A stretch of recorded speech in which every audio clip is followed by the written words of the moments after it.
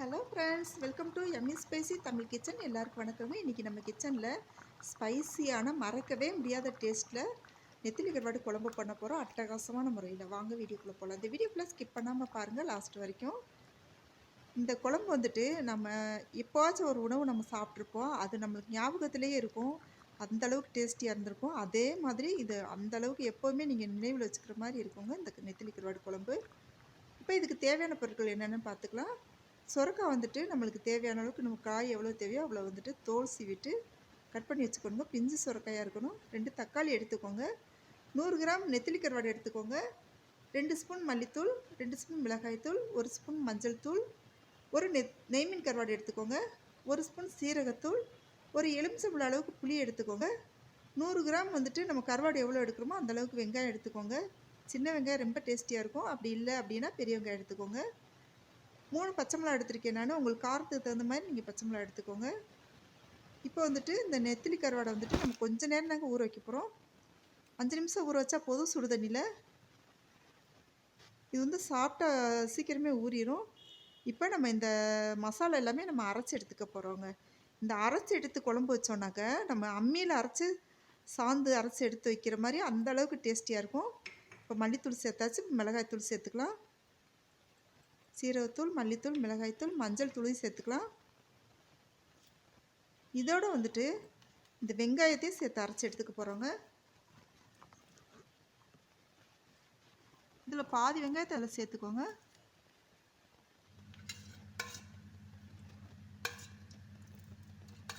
இப்போ நம்ம ஒரு பாத்திரத்தை அடுப்பு வச்சுட்டு நல்லெண்ணெய் சேர்த்துக்கலாம். தேவையான அளவுக்கு நல்லெண்ணெய் ஊற்றிக்கோங்க.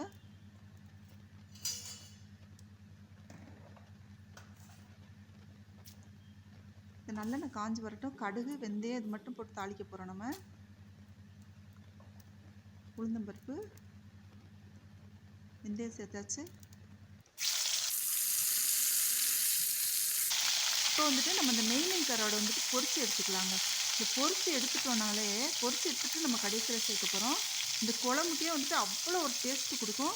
எப்போயுமே நம்ம இந்த கருவாட்டு குழம்பு வைக்கும்போது ஒரு நெய்மீன் துண்டம் சேர்த்துக்கிட்டோன்னா அவ்வளோ நல்லா இருக்குங்க. இந்த குழம்பே கம்மன்னு வீடே மணத்துட்டு அவ்வளோ ஒரு டேஸ்டியாக இருக்கும். இப்போ இதை பொறுத்து நம்ம தனியாக எடுத்து வச்சுக்கலாம். நல்லா சிவந்து வரட்டும்.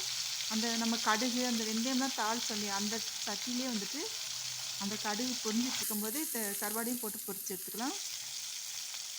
இதோட வாசனை ஃபுல்லாக அந்த எண்ணெயில் இறங்கியிருக்கும். இந்த குழம்புக்கு வந்துட்டு நல்ல ஒரு கூடுதல் டேஸ்ட்டு கொடுக்குங்க. நீங்கள் இதே முறைப்படி வந்துட்டு நீங்கள் பண்ணி பாருங்கள்.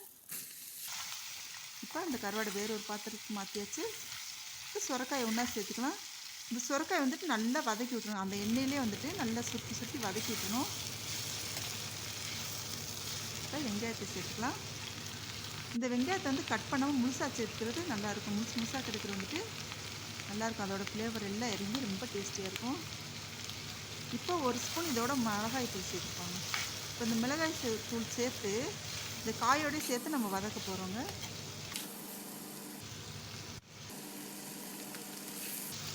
இது நல்லா வதங்கி வந்த பின்னாடி பச்சை மிளகா சேர்த்துக்கோங்க. நல்லா கிளறி விட்டுக்கோங்க.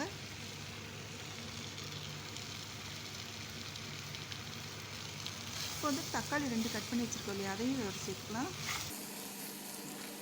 நல்லா கிளறி விட்டுக்கோங்க. இப்போ நம்ம அந்த அரைச்சி வச்சுருக்க சாந்து எல்லாமே நம்ம வந்துட்டு இதோட கலந்துக்கலாம். இந்த முறையில் நீங்கள் பண்ணி பாருங்கள். அவ்வளோ ஒரு டேஸ்டியாக இருக்குங்க இந்த குழம்பு. நல்லா கிளறி விட்டுக்கோங்க. இப்போ இந்த கருவாடை அதோடு சேர்த்துக்கலாம். இந்த கருவாடை வந்துட்டு நம்ம வாங்கி நம்ம ஸ்டோர் பண்ணி வச்சுட்டோன்னா தலையும் வாலும் சொல்லிவிட்டு மஞ்சள் பொடி தூளுக்கும் போட்டு நம்ம கலந்து பாக்ஸில் போட்டு வச்சுக்கலாங்க. 1 வருஷத்துக்கு கூட கெட்டு போகாமல் இருக்கும். இப்போ நல்லா கிளறிக்கலாம்.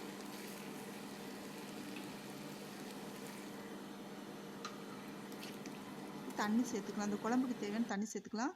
நம்ம வந்து புளியும் உப்பும் வந்துட்டு இப்போ சேர்க்க போகிறதால இல்லை கடைசியில் தான் சேர்க்க போகிறோம். முதலே சேர்த்துட்டோன்னா அந்த காயில் அந்த புளிப்பு டேஸ்ட்டும் அந்த உப்பும் இறங்கிடும். இப்போ வந்துட்டு ஒரு டேஸ்ட்டுக்காக ஒரு 3 மிளகாய் வத்தல் சேர்த்துக்கலாம். இதை அதிகமாகவும் சேர்த்துக்கலாங்க. இதோட ஃப்ளேவர் ஃபுல்லாக அந்த குழம்புல கலந்து நல்ல ஒரு வாசனை நல்ல ஒரு டேஸ்ட் கொடுக்கும். இப்போ மூடி வச்சிடலாம். இப்போ உப்பு சேர்த்துக்கலாங்க. இந்த டைமில் வந்துட்டு நம்ம புளி கரைச்சலையும் சேர்த்துக்கலாம். நல்லா கிளறி விட்டுக்கோங்க.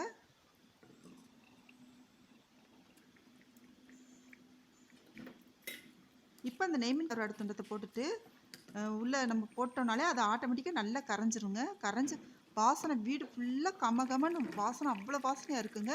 கருவாடு சாப்பிடாதவங்களுக்கு கூட இந்த குழம்பு சாப்பிடணும்னு சொல்லிட்டு அவ்வளவு ஆசையாக இருக்கும்.